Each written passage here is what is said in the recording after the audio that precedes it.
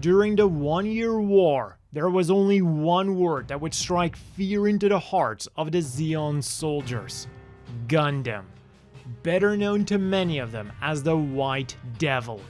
The single mobile suit that seemed to be capable of turning the tide of the entire war. The single mobile suit that was the crowning jewel of the Federation's technology. The single mobile suit that Zeon could not defeat no matter how hard they tried. The single... Okay, look, you've seen how long this video is. Despite the Gundam's legendary status as the machine that saved the Federation during the 1-year war, both in and out of universe, over the years, this singular machine has become a lot more than just a singular machine, and new ones are still being added. So today, I'll be listing all of the 1-year war's Gundams and their most famous pilots. Starting off with the 3 originals. The RX-78-1 prototype Gundam, which was the actual first Gundam, and was piloted by test pilot Farrell Iha. Unfortunately, this thing got destroyed after Zeon raided Site 7. Wait, did I just... Raid Shadow Legends. I'm sure you've all heard about it by now. The mind-numbing play-to-win mobile game.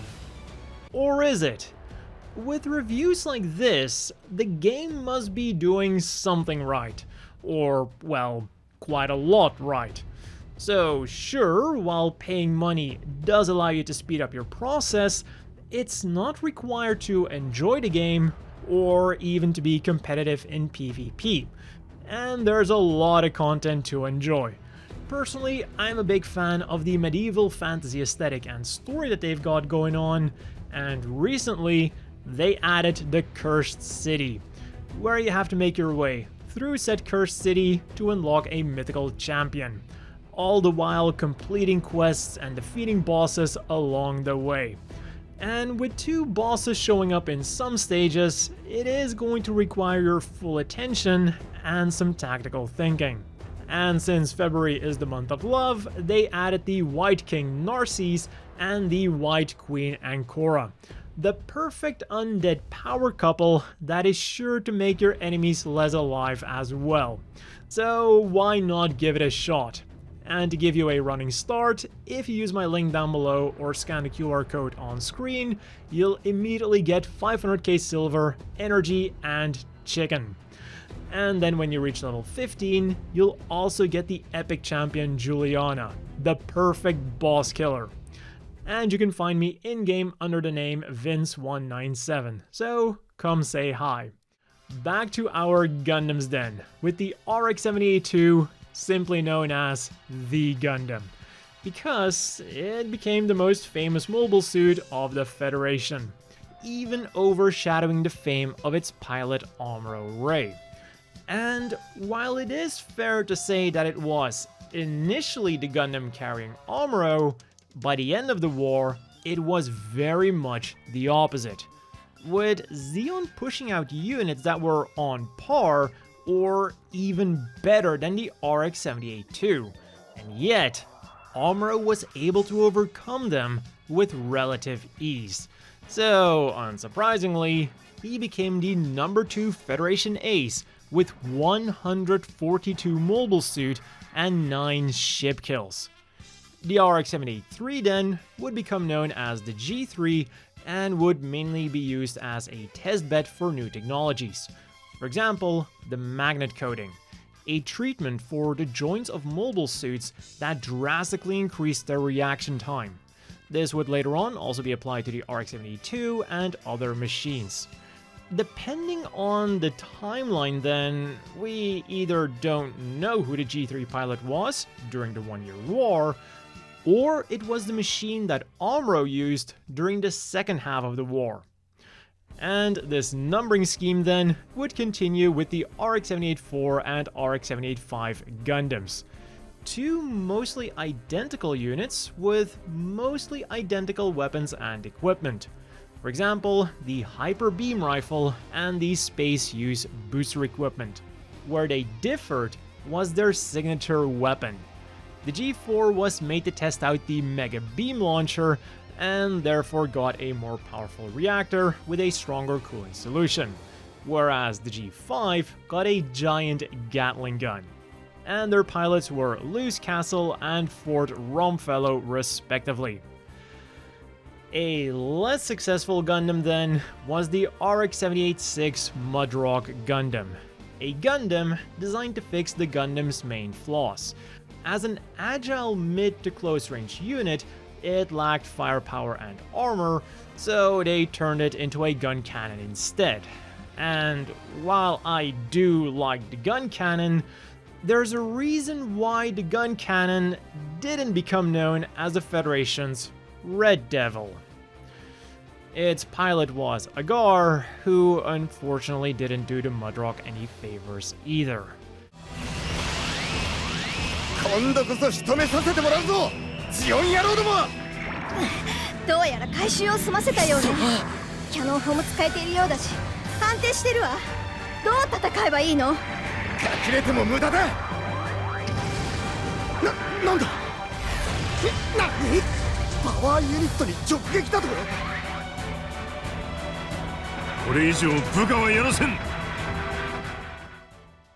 And the final numbered Gundam was the RX-78-7 Gundam, also known as the 7th Gundam.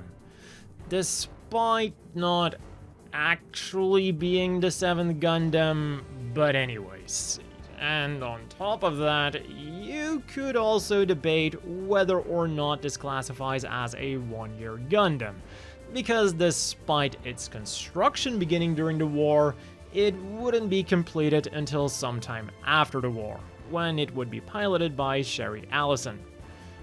But throughout the war then, various side projects would pop up, resulting in more Gundams being produced, with one of the more famous side projects being the Full Armor Project, a project designed to fix the Gundam's main flaws. As an agile mid to close range unit, it lacked firepower and armor, so they decided to... What the definition of insanity is. Insanity is doing the exact same fucking thing over and over again, expecting shit to change. That is crazy.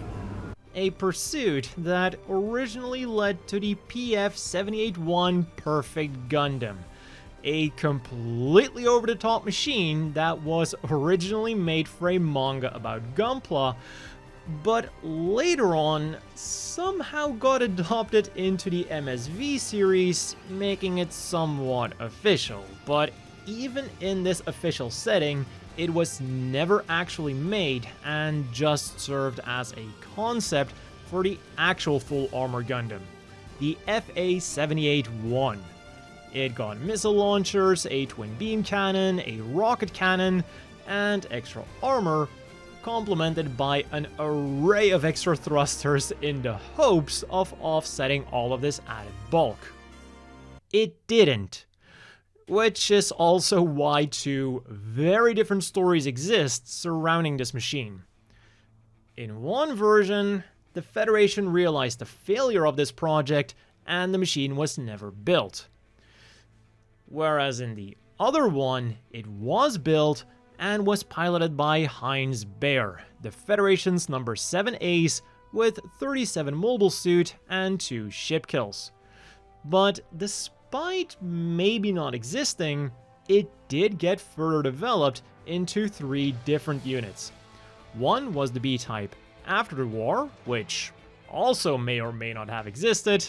Another one was the Full Armor Gundam ground type, which tried to address some of the Full Armor's flaws by giving it less armor and weapons so that it would be more agile, like the RX-78-2 was.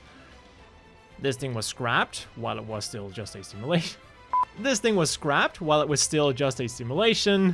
And the third one then did get made. The FA-78-2 Heavy Gundam, piloted by Den Berserk. The Federation finally found the sweet spot between weapons, armor, and mobility that they were so desperately looking for. And on top of that, the unit was also outfitted with the brand new and extremely sexy frame launcher. After the war then, a second unit would be produced that was outfitted with a very unique shield. And it would also be further developed into the Gunner Gundam, but again, this was after the war. An actual true upgrade for the RX-78-2 then would come in the form of the RX-78 NT1 Gundam NT1, better known as the Alex. As Amuro was awakening to his new type powers, the RX-78-2 was becoming increasingly incapable of keeping up with his reflexes. And because the Federation simply didn't have the new type know-how that Zeon did, they tried to do the best they could with the technology they had. They created the strongest mobile suit they could with a focus on lightning fast response times, resulting in a mobile suit that was as deadly as it was difficult to pilot. And just to be sure, the machine got a set of Chobham armor because nothing screams mobility like extra bulk. And even a concept for a full armor version was drawn up, but fortunately this never made it past the simulation stages. Unless you follow the Gundam Katana manga. Unfortunately then, the machine wouldn't make it to Amuro, and would instead be used by test pilot Christina McKenzie. And depending on how much further you want to look than the anime, we can also find 1 or 2 prototypes for the Alex. One is very simply called the NT1 Proto, and the only difference with the regular NT1 is its color scheme, which is now based on that of the GMs. This machine would be used for data gathering purposes. And the other one comes from a manga that is still being published, the G4, not to be confused with the RX-78-4 Gundam Unit 4. This machine would also be tested out by Christina McKenzie. Another sensible upgrade for the RX-78-2 then, which was also rumored to be meant for Amuro, was the Pixy Gundam. Playing to the strengths of the RX-78-2, the Pixy was made to be as light as possible for maximum agility. 3 units were made, but unfortunately, just as with the Alex, the unit meant for Amuro never made it to him. Instead, it was piloted by Bork Cry, with other famous Pixy pilots being Fred Raber and Lilith Iden, who used a customized version with more armor and heavier weapons, turning it into a more all-rounder machine. And while 3 units produced might sound like a lot for a single Gundam type, this was still nothing compared to the 20 Gundam ground types that were produced halfway the 1-year war. With Zeon still having the upper hand, and still no dedicated mass production mobile suits of their own, the Federation's ground forces were scrambling to produce anything that could stand up to the Zeon Zaku's. This led to limited production of the gun cannon, but also led to the creation of the Gundam ground type, a ground-use only mobile suit that was cobbled together with spare parts from the original RX-78 units, and also new parts to hold everything together. And for being what they were, their performance was actually on par with that of the originals. There was only one problem. And no, this time it wasn't a full armor version. The ground-type Gundams had extremely limited spare parts because they were the spare parts. And on top of that, as the best weapons around at that time, they were rushed to the most heavily contested front lines where they wanted these machines to be active as much as possible. So this situation led to a lot of ground Gundams receiving non-standard field repairs, like the affectionately named Gym Head used by Karen Joshua, or ad hoc upgrades like the Sliferail custom used by Travis Kirkland, who later upgraded it to a full armor version, because fuck it, why not, or the Gundam Re-Rage used by Ralph Zapka of the Red Giant 3rd MS team, a team that also used heavily customized ground gyms. Or, in other cases, both would happen at the same time, like with the EZ-8. Shiro Amada's ground type got heavily damaged in the fight against the Apsaris II, so in addition to fixing it up, they also made some choice upgrades to the machine while they were at it, things like extra armor and better antennas. Or a few units were also used for highly unethical new type experiments, better known as the Blue Destiny units. In an attempt to get normal humans to perform on the same level as new types, Dr. Clust Moses developed the exam system.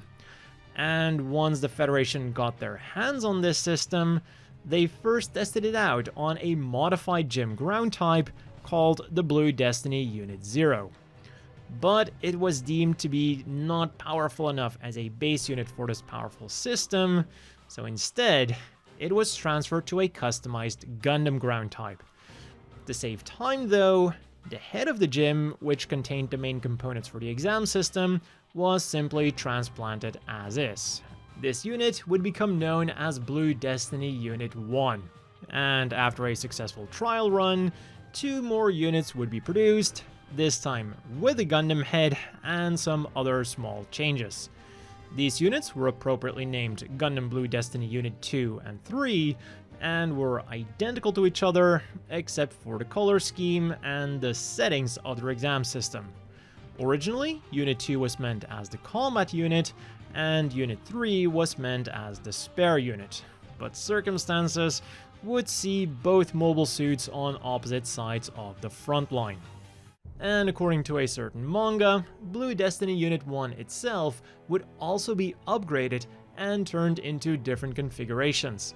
One was the Blue Destiny Unit 1 Stealth, which focused on stealth by giving the machine new sensors, redesigned chest armor, and a special stealthy coat of paint, all of which was first tested out on the Gym Stealth. And the other one was the Blue Destiny Unit 1 Full Armed.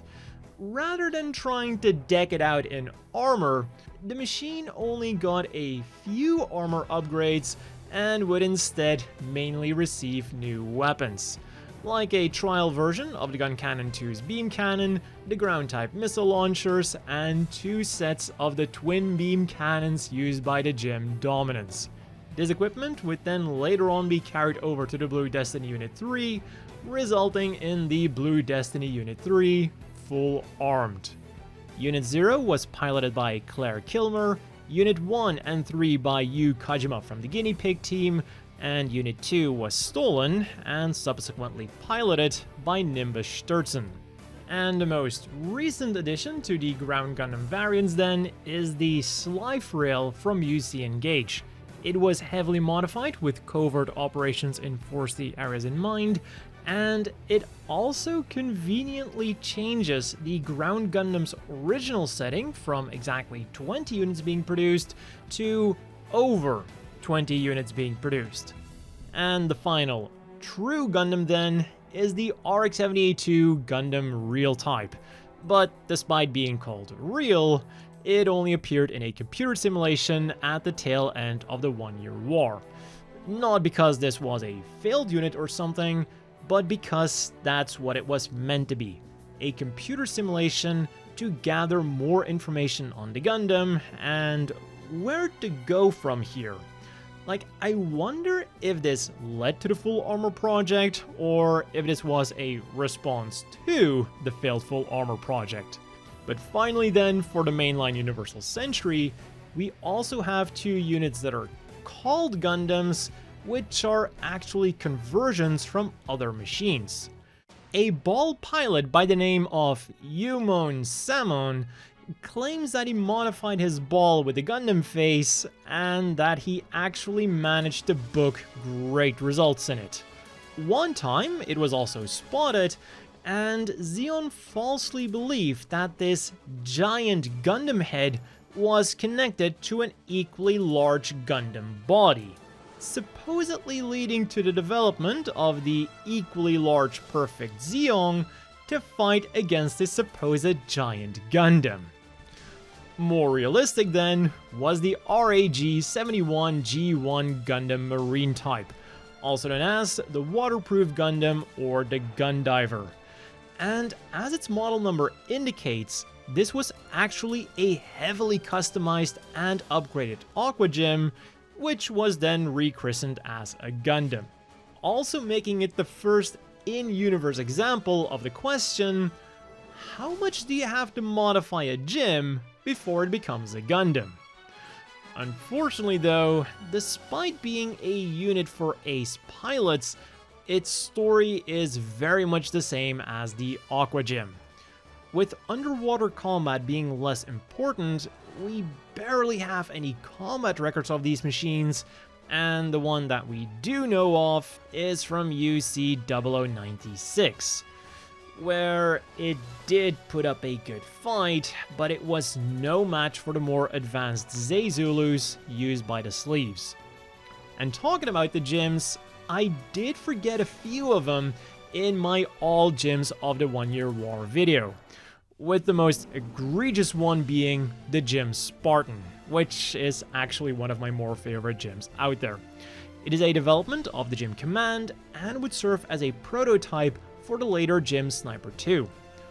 Although, unlike its successor, the GM Spartan would mostly focus on close-range combat and was deployed mostly in jungle environments, which is also why their standard color is moss green. Its most well-known pilot is Captain Gray, and a customized version would be infamously used by Renato Jeremy, the leader of the Black Dog team.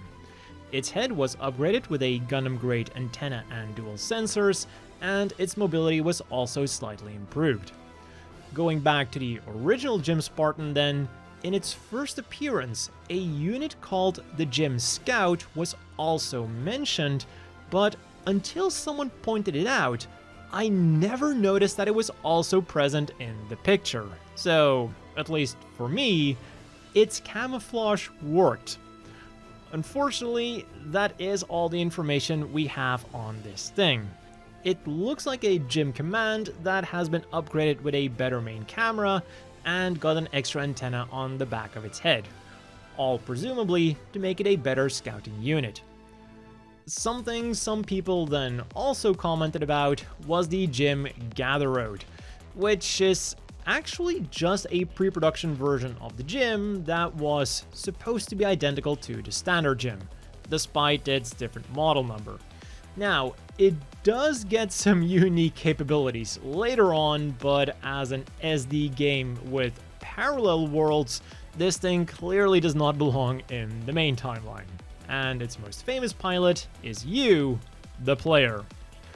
And talking about unofficial machines, there's also the GM Diver from Kondo Kazuhisa's Vanishing Machine manga. A different take on the Aqua Gym that was developed at around the same time, and actually reminds me a bit of the GM Marine type that was used in Gundam Thunderbolt. And then, just as with the GM video, let's quickly talk about the alternate universes for completionist's sake. In Gundam Thunderbolt, we get a very different and much more successful take on the full armor Gundam. It had an overwhelming amount of weaponry, extra body armor, and 4 shields instead of the normal 1, combined with a powerful backpack and extra thrusters that were able to compensate adequately for the added bulk. All of this then resulted in an extremely powerful machine that was piloted to great success by E.O. Fleming. The Gundams from the Origin, meanwhile, stuck closer to their mainline counterparts, with a lot of them either being similar or almost completely identical, just in a different style. Units like the Full Armor Gundam, Heavy Gundam, Gundam Marine type, and the RX-78-02, which could now also equip a back-mounted cannon. Slightly more different then are the RX-7801 prototype Gundam and the RX-7802 Gundam rollout colors. The first one has a visor and armor more similar to the finalized Gundam and is piloted by Lieutenant Wirtz, and the second one takes elements from the rollout versions of both the RX-78-1 and 2 from the mainline. Completely different then is the Gundam local type line, a predecessor unit to the Gundam ground type, which according to this official development timeline does exist in the origin timeline as well. The first unit of this local type then was constructed with spare parts of the RX-7801 and was made for testing the Gundam's performance on Earth. Later on then, this unit would be repainted in blue and white and was used for underwater testing. A second unit is also rumored to have existed, but was never officially acknowledged by the Federation. This unit was painted in much darker colors and was nicknamed the Gundam Local Type North American Type. And while we don't know who the pilot was, it was said that this unit performed extremely well and was feared by the Zeon troops on the North American front. Feedback of both local types would then be used to develop the Gundam FSD, or the Gundam Full-Scale Development, essentially a proposed mass production version of the Gundam. And in the origin timeline, it would be this unit that served as the basis for the Full Armored Gundam and Heavy Gundam. And then finally, we have a unit that may or may not be in its own version of the Universal Century, the Gundam from Requiem for Vengeance. And, well, that is literally everything we know about this thing at the moment that I'm making this video. So this is where it ends for all of the Gundams that appeared during the 1 Year War. But if you think that I forgot an important one, let me know down below and I will have it listed in the top comment. So don't forget to check out Raid Shadow Legends with the link down below or the QR code on screen. As always, a big thank you to the Patreon supporters. I hope everyone watching has a great day, and I'll see you all next time.